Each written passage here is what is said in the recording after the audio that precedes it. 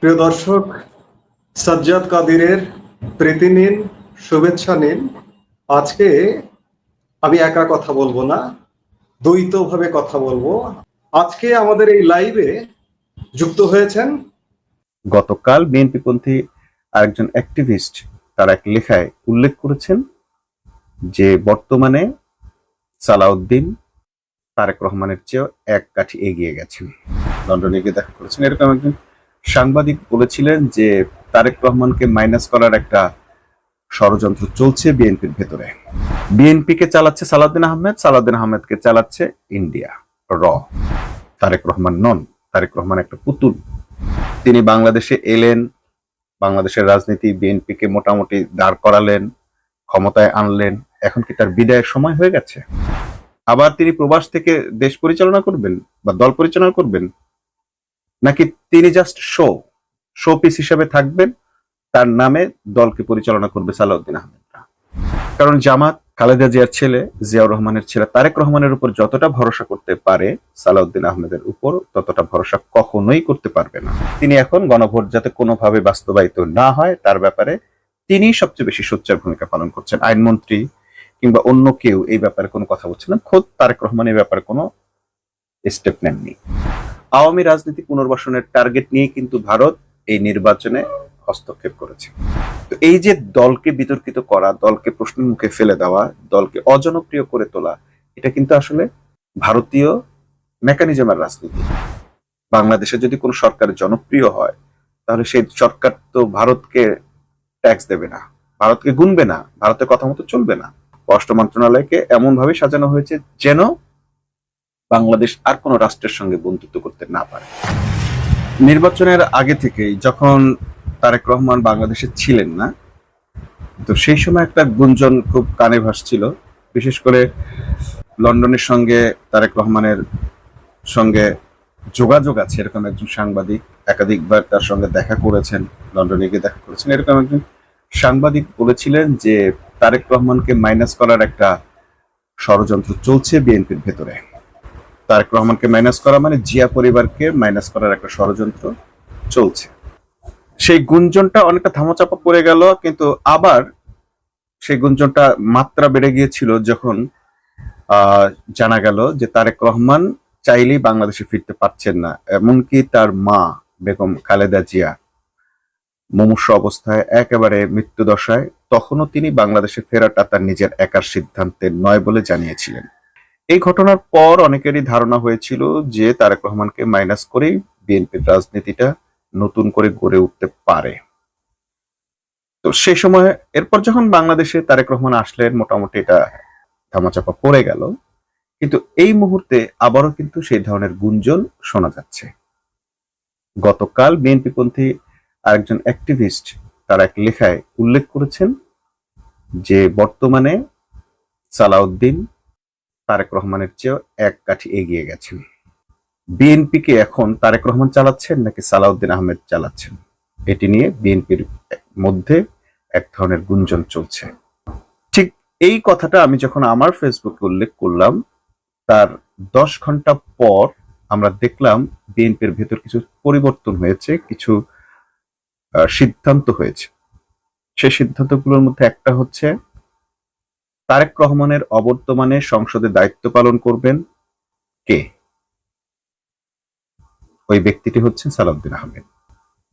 তার মানে হচ্ছে যে গুঞ্জনটি আমরা শুনতে পাচ্ছিলাম, যে গুঞ্জনটি বিএনপির ভিতর চলছিল, যে গুঞ্জনটি বিএনপির অ্যাক্টিভিস্ট আমাকে প্রকাশ করলে, ঠিক 10 ঘন্টা পর আমরা তার বাস্তবায়ন দেখতে পেলাম যে হ্যাঁ, সালাউদ্দিন আহমেদই হচ্ছেন বিএনপির পরবর্তী মানুষটি, যাকে প্রধানমন্ত্রীর অনুপস্থিতিতে দায়িত্ব দেওয়া হচ্ছে।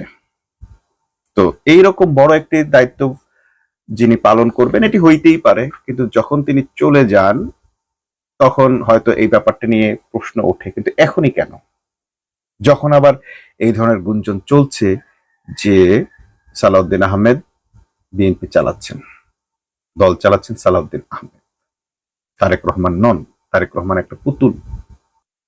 এমনকি তারেক রহমান তিনি যে লন্ডনে ছিলেন, থাকাকালীন তার যে নাগরিকত্ব তিনি পেয়েছিলেন, অ্যাসাইলাম পেয়েছিলেন, তো সেই বিদেশি নাগরিকত্ব তিনি সারেন্ডার করেছেন এরকম তথ্য প্রমাণ আমরা আজ পর্যন্ত দেখিনি। তিনি বাংলাদেশে এলেন, বাংলাদেশের রাজনীতি বিএনপিকে মোটামুটি দাঁড় করালেন, ক্ষমতায় আনলেন। এখন কি তার বিদায়ের সময় হয়ে গেছে, বা তাকে কি বিদায় করে দেয়া হচ্ছে, বা তিনি যে কোনো সময় বিদায় নিতে পারেন? লন্ডনের নাগরিক, ব্রিটিশ নাগরিক, তিনি আবার ব্রিটিশে দেশের বাইরে চলে যেতে পারেন। আবার তিনি প্রবাস থেকে দেশ পরিচালনা করবেন বা দল পরিচালনা করবেন, নাকি তিনি জাস্ট শো পিস হিসেবে থাকবেন, তার নামে দলকে পরিচালনা করবে সালাউদ্দিন আহমেদরা? কয়েকটা বিষয় খুব গভীরভাবে লক্ষ্য করা দরকার। এক নম্বর হচ্ছে, সালাউদ্দিন আহমেদ কোত্থেকে এলেন?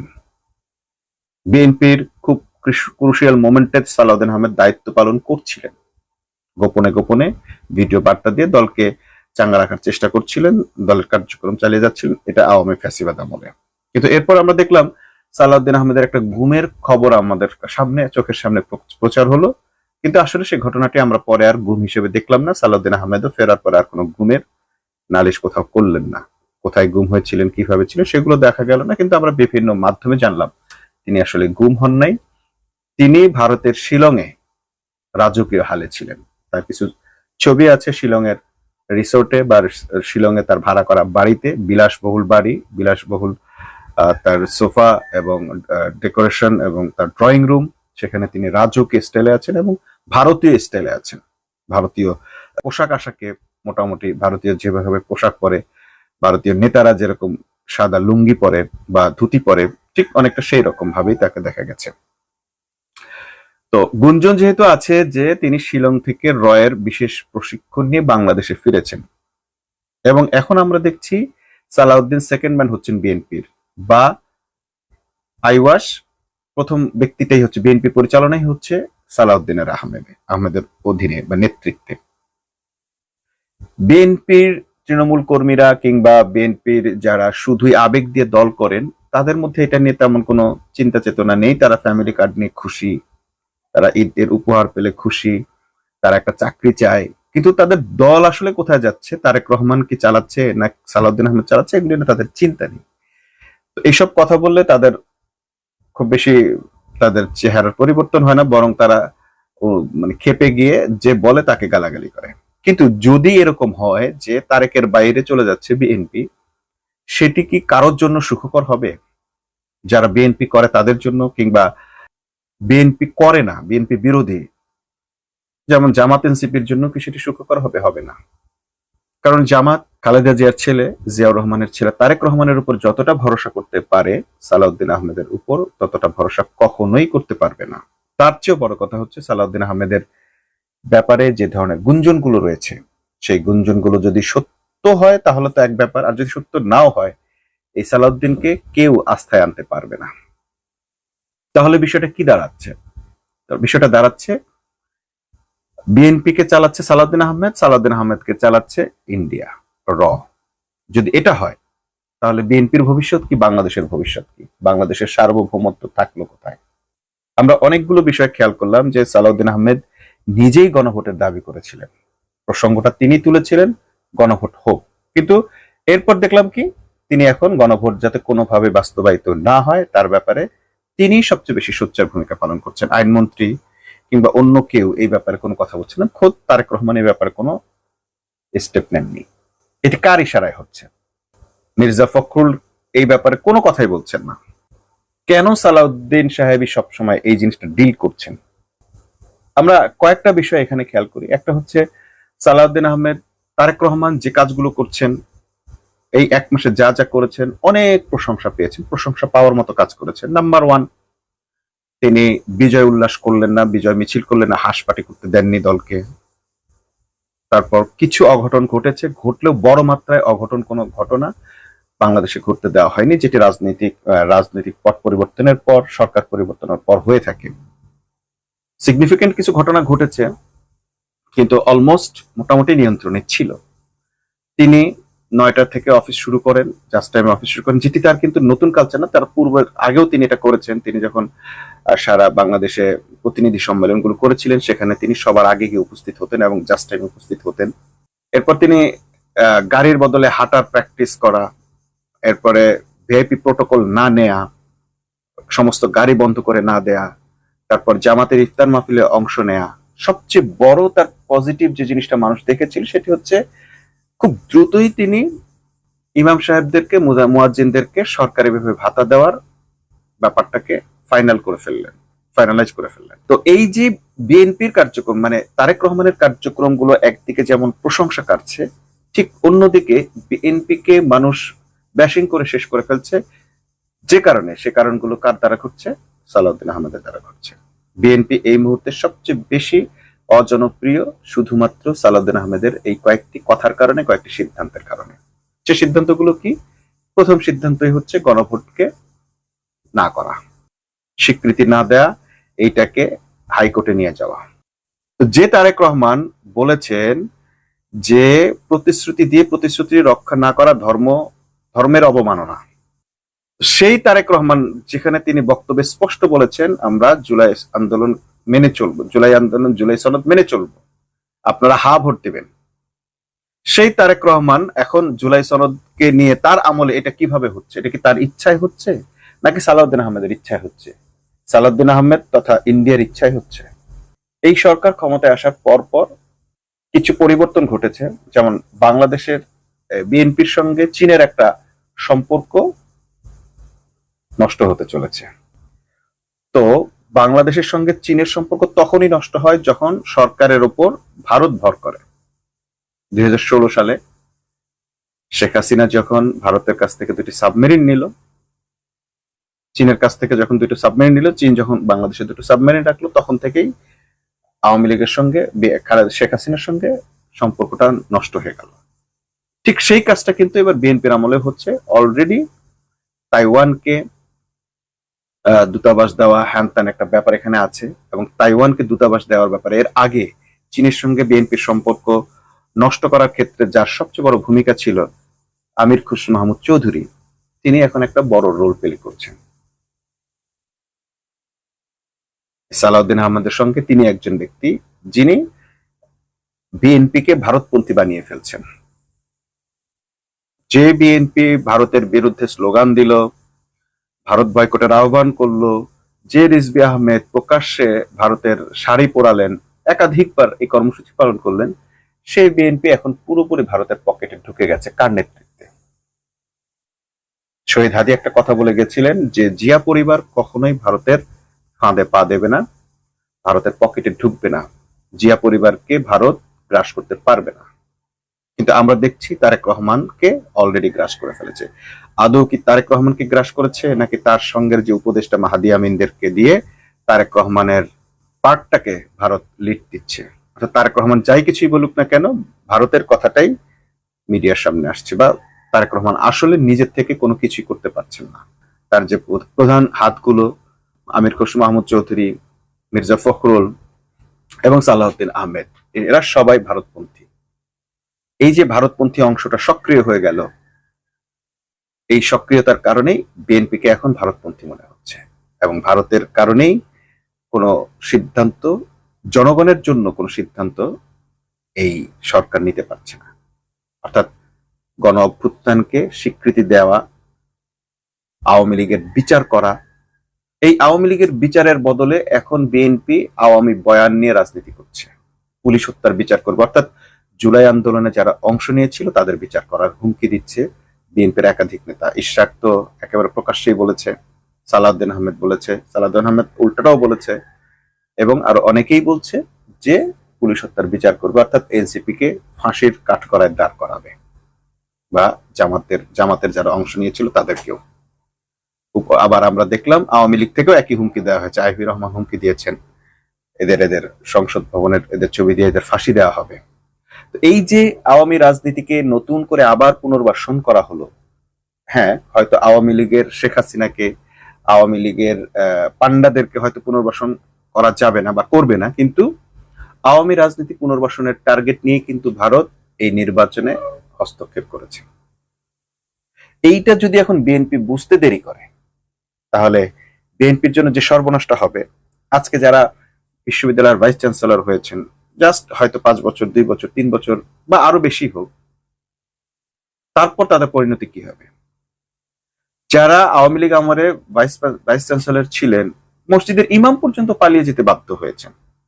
দলীয়করণের এমন একটি খারাপ নজির হচ্ছে এটা, যে দলীয়করণ করার পর সেই মানুষগুলো এমন হয়ে যায় যে তাদের আর বাংলাদেশে থাকার কোনো অবস্থান তৈরি থাকে না, বাংলাদেশে তার থাকতেই পারে না।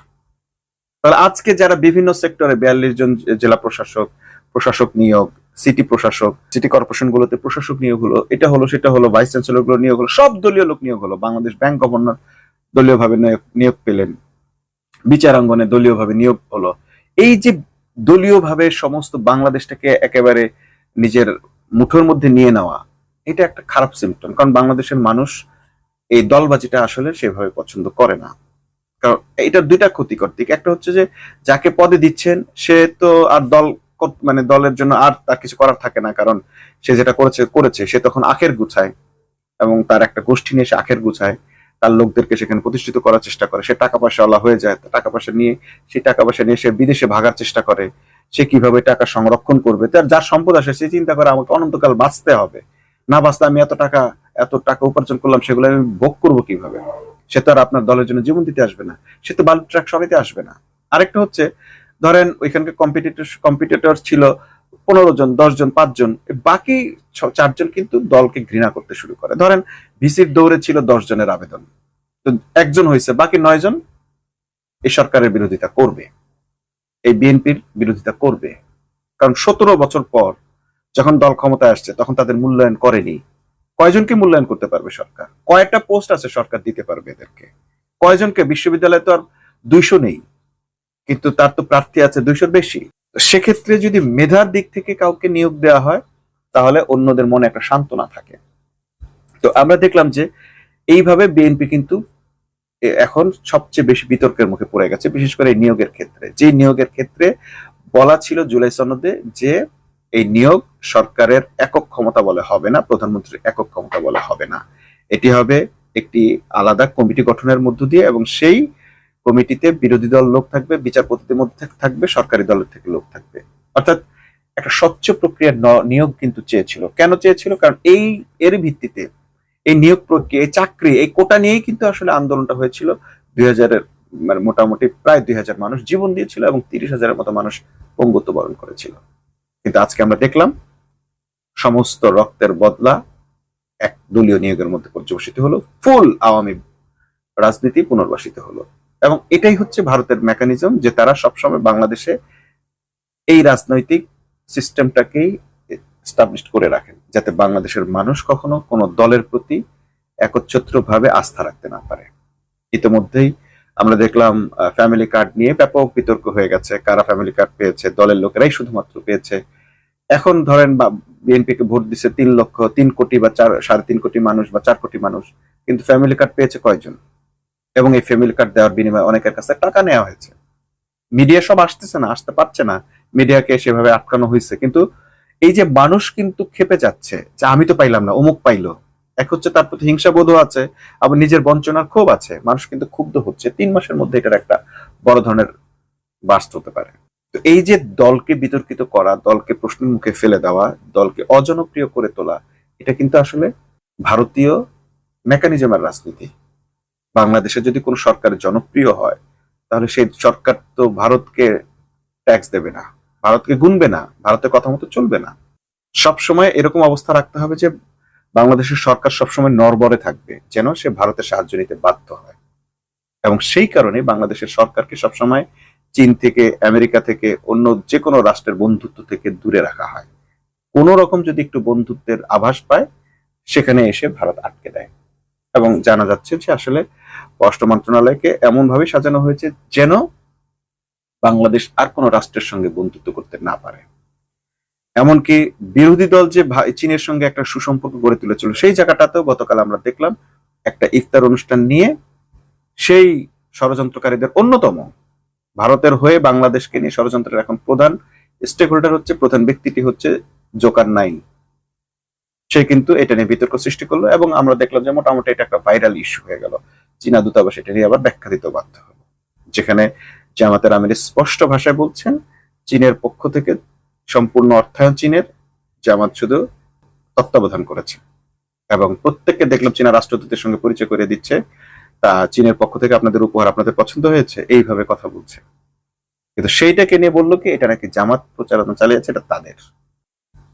তো এই যে চীনের সঙ্গে বাংলাদেশের সঙ্গে একটা ভুল বোঝাবুঝির পরিবেশ তৈরি করার চেষ্টা, এই চেষ্টাটা আসলে ভারতীয় মিডিয়ার চেষ্টা, ভারতীয় ষড়যন্ত্রকারীদের চেষ্টা, বাংলাদেশকে অন্য যে কোনো রাষ্ট্রের সঙ্গে বন্ধুত্ব থেকে দূরে রাখার একটা নগ্ন হস্তক্ষেপ। এখন যারা বিএনপি করেন তারা কি চাইবেন যে দেশ তারেক রহমান নয় সালাউদ্দিন আহমেদ চালান? আমার ধারণা এটা বিএনপির কেউ পছন্দ করবে না, কিন্তু ঘটনাটা সেভাবেই ঘটছে। যদি বিএনপির সাকরেদরা, বন্ধুরা, ভক্তরা, বট বাহিনী মনে করেন যে ঠিক আছে এটাই ভালো হয়েছে, তাহলে আপনারা সেটা মনে করতে থাকেন। কিন্তু মনে রাখবেন, ভারত আওয়ামী লীগকে অজনপ্রিয় করেছে, এই বাংলাদেশ থেকে বিতাড়িত হতে, জনগণের মন থেকে উঠে যেতে বাধ্য করেছে। আজকে শেখ মুজিবের কথা বলার মতো কোনো লোক নেই, শেখ মুজিবের মূর্তি পূজার মতো কোনো লোক নেই, আওয়ামী লীগের কথা উচ্চারণ করার মতো কোনো লোক নেই। অথচ বাংলাদেশ থেকে লক্ষ লক্ষ কোটি টাকা পাচার করে, দুর্নীতি করে যাদেরকে পরিপোষণ করা হলো, তারাও কিন্তু আজ হাসিনার পাশে এসে দাঁড়ায়নি। আবার খালেদা জিয়ার আমলেও আমরা দেখেছি তার বালি ট্রাক সরাতে কেউ আসেনি। এমন একটি রাজনৈতিক দলের টিকে থাকা সেফ একটি ভিনদেশী শক্তির উপর নির্ভর করেই সম্ভব।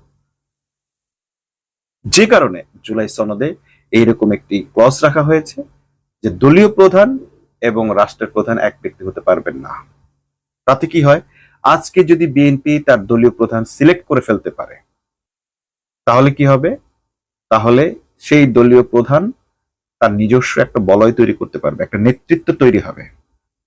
পরবর্তীতে এখন যেমন জায়মাকে ঠেলে দেওয়া হচ্ছে, তখন আর এটা হবে না, তখন দলের ভেতর থেকে নেতৃত্ব তৈরি হওয়ার একটা আবহ তৈরি হবে, দলের ভেতর থেকে নেতৃত্ব গড়ে উঠবে। তাহলে আর যে কোনো সময় এই দল নিজের সার্বভৌম ক্ষমতা প্রতিষ্ঠিত করতে পারবে। কিন্তু যখন পরিবার কেন্দ্রিক বা একটা ব্যক্তি কেন্দ্রিক হয়ে যায়, তখন সেই পরিবারকে ভারত নানাভাবে পলিটিসাইজ করতে পারে।